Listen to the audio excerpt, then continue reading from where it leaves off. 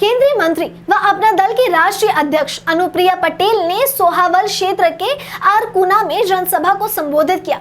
जनसभा में उन्होंने कहा कि मोदी सरकार बनने के बाद पहले 10 सालों में लड़खड़ाती चरमराती अर्थव्यवस्था को दुनिया की टॉप 5 अर्थव्यवस्था में पहुंचा दिया। तीसरी बार सरकार बनने के बाद देश की अर्थव्यवस्था को दुनिया में तीसरे नंबर की अर्थव्यवस्था बनाना है, जिससे आपके जीवन भी बेहतर होगा। जब पीएम मोदी तीसरी बार प्रधानमंत्री बनेंगे, जिनके पास हुनर है उनके भविष्य को सुधारने व सजाने का कार्य किया जाएगा। गरीबों के कल्याण को लेकर और योजनाएं बनेंगी। उन्होंने कहा कि ये चुनाव थोड़ा सा विभिन्न है।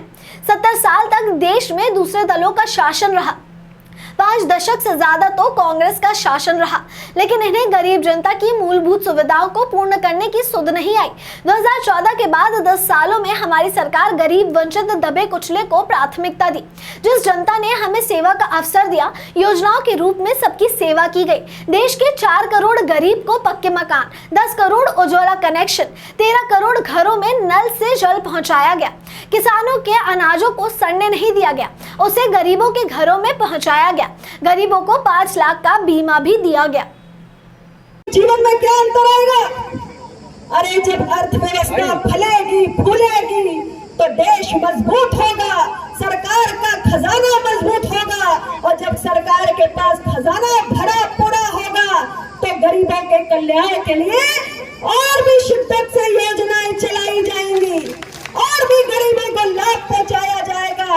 और बढ़ती हुई अर्थव्यवस्था के साथ हमारे देश के जो तमाम नौजवान हैं, जिनके हाथों में हुनर है, जिनके पास शिक्षा है, जिनके पास कौशल है, उनके भविष्य को सजाने और संवारने के लिए ये बढ़ती हुई अर्थव्यवस्था में युवाओं के पास अपनी रोजी रोटी कमाने की और एक खुशहाल जीवन बनाने के एक नहीं अनेक मौके होंगे। तो इस रोड मैप के साथ, हमारे देश के लिए इस विजन के साथ, इस सपने के साथ, इस कल्पना के साथ हम आगे बढ़ रहे हैं। इसलिए इस बार के चुनाव में, ये इस बार का चुनाव अपने आप में बहुत अलग है, क्योंकि आप केवल देश के भविष्य का नहीं बल्कि अपना और अपने आने वाली पीढ़ियों का भविष्य आने वाले समय में कैसा होने जा रहा है, इसका फैसला करने के लिए ईवीएम का बटन दबाने जा रहे हैं। हमारे माताओं बहनों से मैं कहना चाहती हूँ, इन 10 शब्दों में अपनी बात रखूंगी।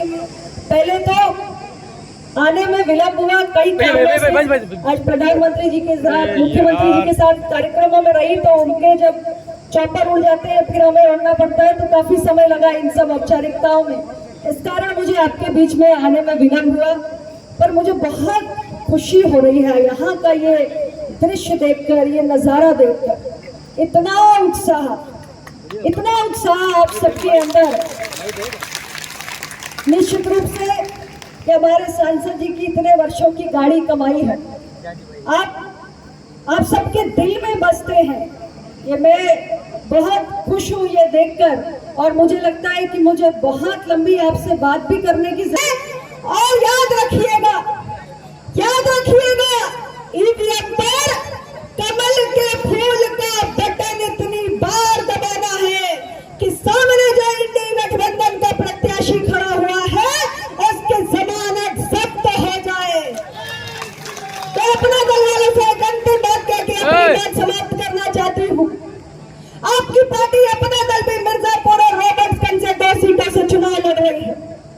मिर्जापुर में और रॉबर्ट्सगंज में भारतीय जनता पार्टी का एक कार्यकर्ता, एक वोटर कम प्लेट में